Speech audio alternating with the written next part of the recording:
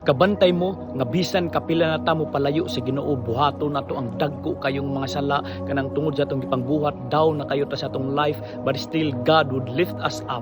Sapnayon gyud ta niya paduol sa iya. It's because there's a Psalms chapter 23 verse 6, si David nag-ingon, surely goodness and mercy shall follow me all the days of my life, and I shall dwell in the house of the Lord forever. Kanang surely goodness and mercy shall follow me. Kanang pulong nga follow sa Hebrew, ang exact og nindot gud nga pagka-translate ana is pursue.